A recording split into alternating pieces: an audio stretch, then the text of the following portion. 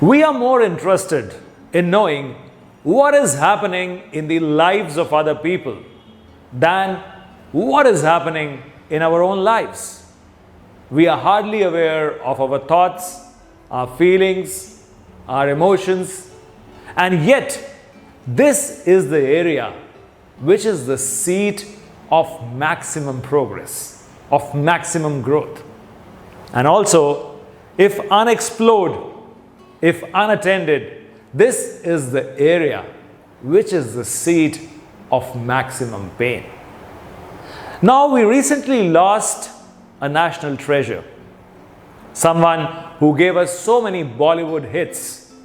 He was also a youth icon, a heartthrob of millions. Yes, I'm talking about Sushant Rajput. He made us laugh, he made us cry, he made us pass through so many emotions. He made us dance to his tunes. He tried to make everyone happy but himself. You know, he was going through an existential crisis, an emotional crisis.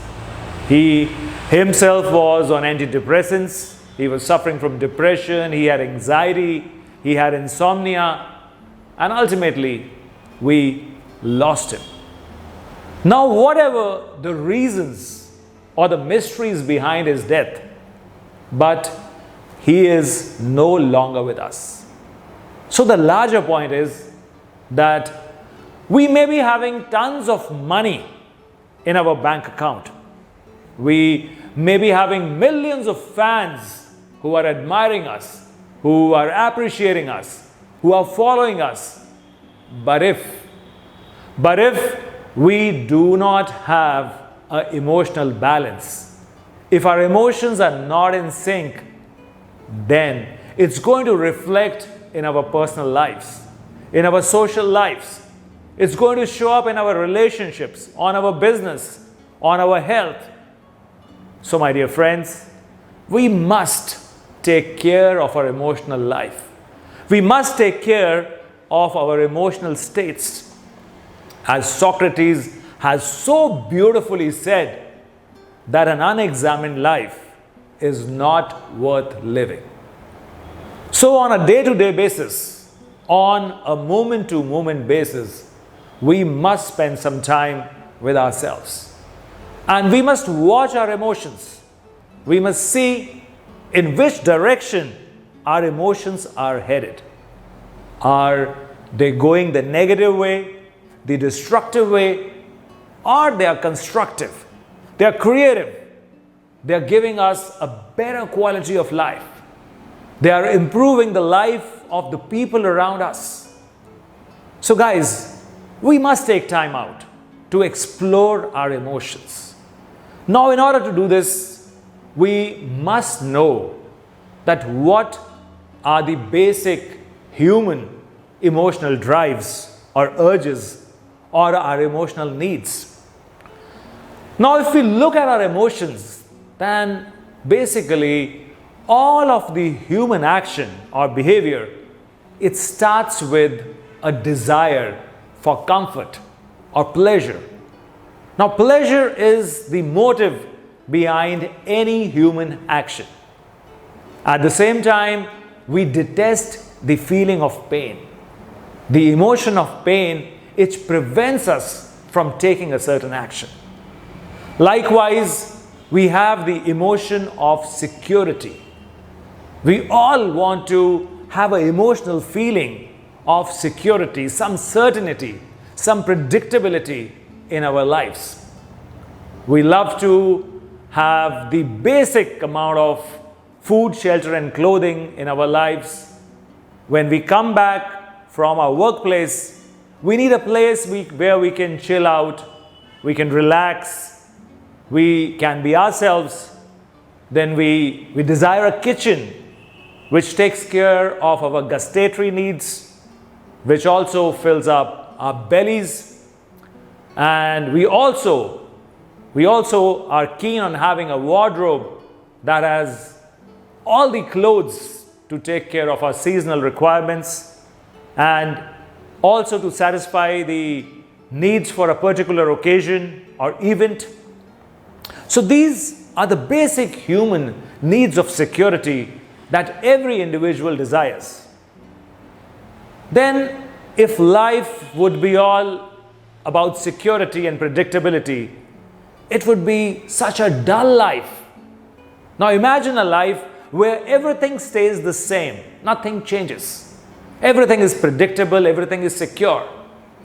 It's going to be a dead, a hollow, and an empty kind of a life.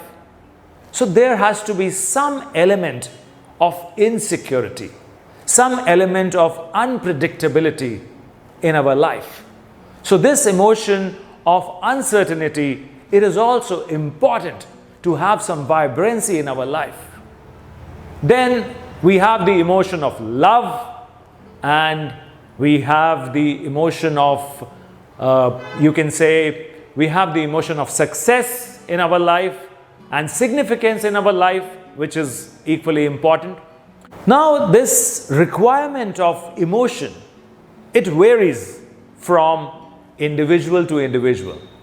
A certain person may require security or certainty more in his life. Another person may value risk-taking more. Some people value love more, whereas others, they are more interested in success and significance. So we have to determine the needs, the real emotional urges we have. The problem arises when we start living somebody else's life, or we start living a fake life. That means we become something like living lies. Let's say the emotional demand of love is predominant in a certain individual. But because of the environment around, he also tries to project himself as something bigger than his life. He loves to show off on the social media. That means success and significance, they take precedence in his life over the real emotional need of love. He is trying to project his life which is better than his real life. And he is wanting to have the likes and the comments on the virtual imaginary wall rather than the real bonding, the real sharing, the real caring with his friends and relatives in the real life. So what happens as a result? The emotion of love, it goes to the background, and the emotion of success and significance, they come to the forefront. So we must identify our real emotional needs. In the similar vein, some people are so obsessed with the emotion of predictability and certainty and security in their life that they cannot accept anything that's different. They just cannot take the plunge into anything new. Let's say they want to start a new business, enter a new relationship. It's practically impossible for them to take the first step, because everything is going to evolve over time. A relationship, a business, it involves risk-taking. The other person is going to show different facets in a relationship as time progresses. So, when you are obsessed with a certain emotion and another emotion is totally non-existent in your life, that also creates a big problem. So my message from today's discussion, today's talk, is that we must have an identification, an analysis of our real emotional drives. And then we should see whether our emotions are pissed off, they are frustrated, they are worried. And if they are, then we must know how to master, how to change our emotional states so that they become creative, they become constructive, and they give a better quality of life for us. Now we can have a lot of materialistic possessions in our life, but if emotionally we are not fulfilled, then we are not living an extraordinary life. It's just a very shallow, a very superficial kind of life. So my dear friends, if you want real fulfillment in your life, then you must dive deeper. At the end of the day, you should explore your emotions and you should weigh and you should titrate them against your real emotional drives, your real emotional urges, and then try to live a life which is in sync with your emotional drives. That alone is going to give you a real satisfaction and a real gratification through your life. And in the end, I would say that a life wherein you are materially happy, but you are emotionally unfulfilled, then that is nothing less than a failure. So try to examine, explore, and utilize your emotions to the maximum. That alone can give you a fulfilled life. This is Dr. Deepak Arora signing off for the time being. And if you've liked the discussion, I would appreciate your likes and comments. And don't forget to subscribe to our channel. Thank you so much.